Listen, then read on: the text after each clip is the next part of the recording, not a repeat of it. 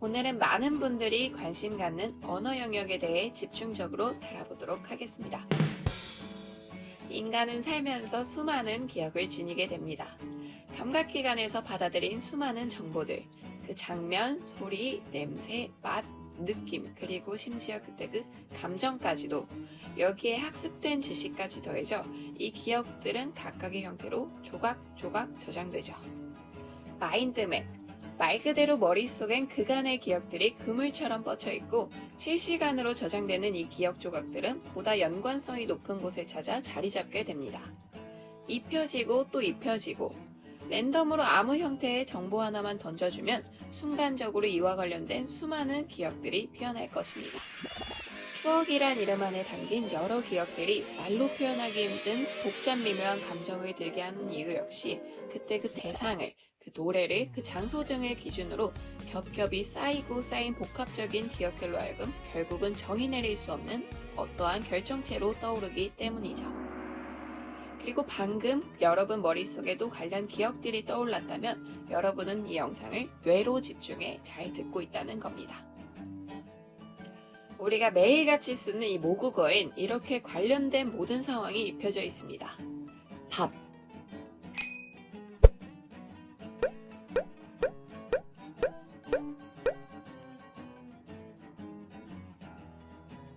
하지만 meal, 어떠신가요? 제가 찾은 기억은 이겁니다.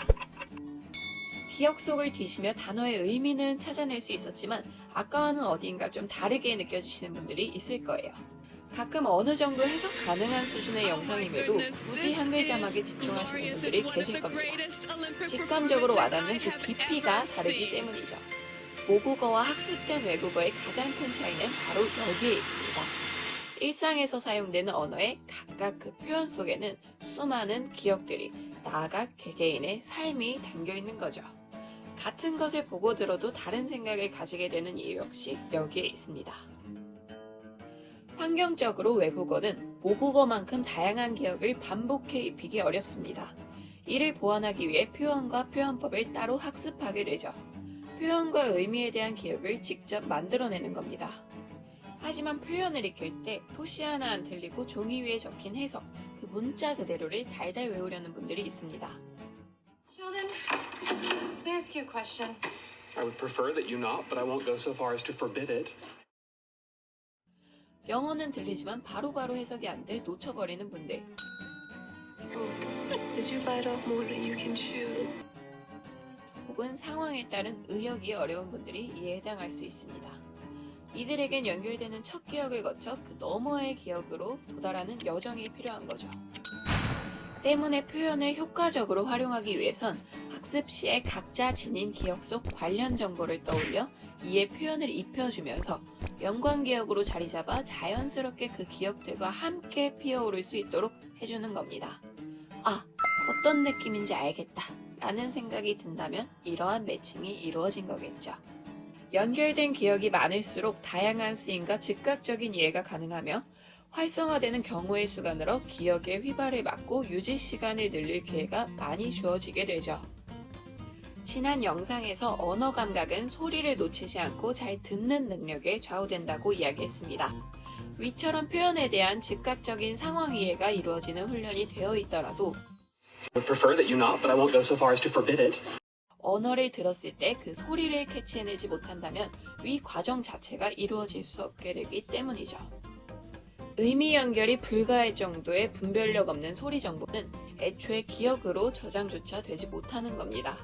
저장되지 않은 표현은 당연히 꺼내 쓸 수도 없을 뿐더러 이에 대한 누적은 무의미한 반복의 두께만큼 벌어지며 언어 습득의 정도의 차이를 만들어내죠.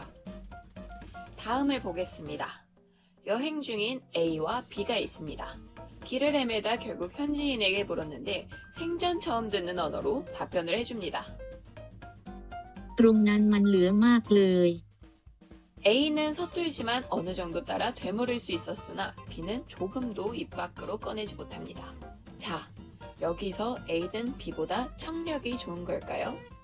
그게 아니라면 기억력이 좋은 걸까요? 다른 이야기를 한번 보겠습니다. 이번엔 A, B, C 셋이 길을 걷고 있습니다. 야, 방금 지나간 사람 봤어? 완전 내 이상형. 난 얼굴은 못 봤고 스타일이 진짜 좋더라. 뭐 누구? 야, 근데 방금까지 들리던 노래 뭔지 아는 사람? 뭔 노래? 이들 모두 한 공간 안에서 같은 자극에 노출되어 있습니다. 하지만 저마다 선택적으로 자극을 받아들이고 있죠. 다시 말하자면 감각기관은 모두 동일하게 자극을 받아들이고 있지만 이 자극에 대한 처리를 뇌가 선택적으로 하고 있는 거죠.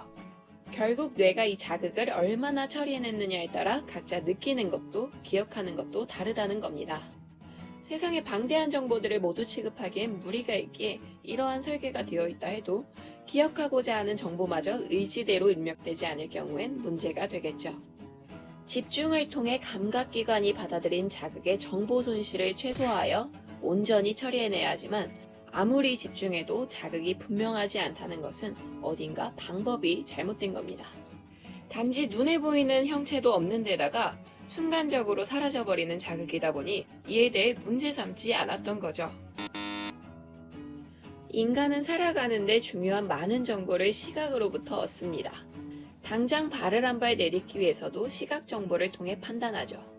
매 순간 무의식에 가깝도록 우리의 사고와 행동 대부분은 시각 정보를 바탕으로 이루어집니다. 뇌가 이에 너무나 익숙해진 나머지 시각이 아닌 다른 자극에서의 새로운 정보를 처리하는데 서툰 거죠. 시각 정보에 대한 의존도가 너무 커진 겁니다.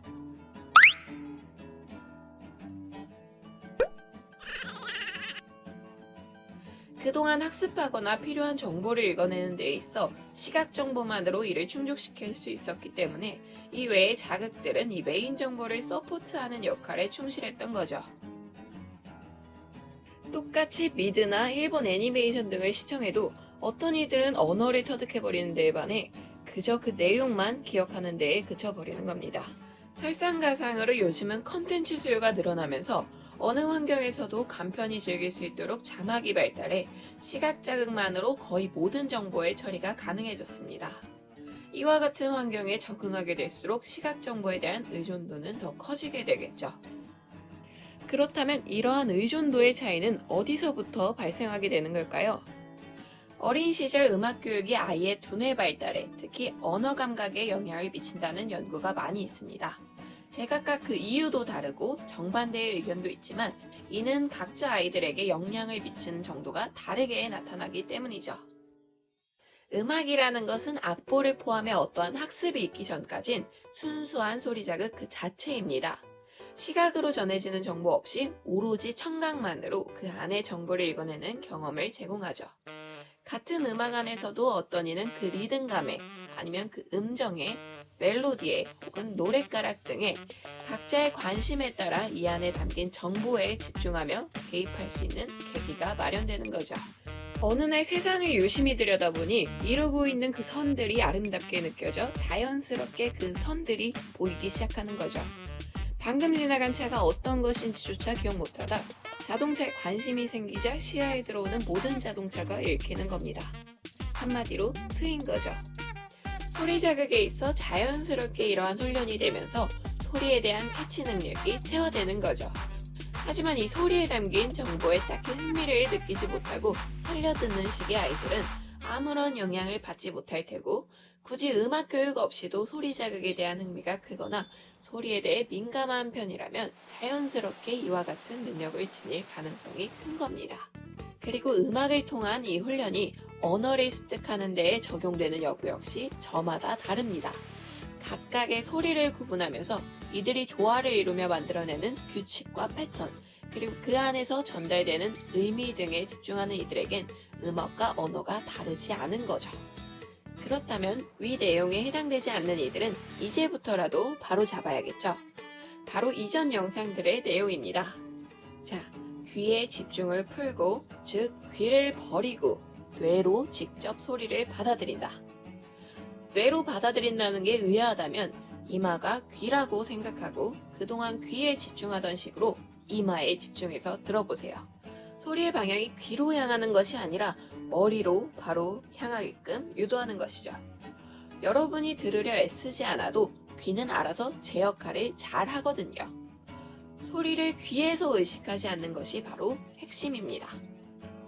이 방법이 이해가 안 된다면 구분 동작으로 가보겠습니다. 가만히 팝송을 들을 때처럼 영상이 아닌 음성 파일만 준비된 경우입니다. 소리를 들으며 머릿속의 인물을 상상하는데 이때 들리는 소리와 상상하는 인물의 립싱크를 맞추며 소리대로 입모양을 따라 움직이도록 하는 겁니다. 앞서 우리의 기억을 활용하는 것이 결국 뇌를 사용하는 것이라고 이야기 드렸습니다. 머릿속에 어떠한 인물을 상상해내는 것은 내가 가진 기억을 활용하는 겁니다.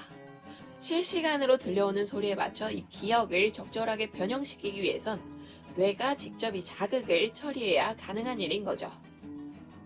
이번엔 준비물이 영상인 경우를 보겠습니다. 이때 자막은 없어야겠죠.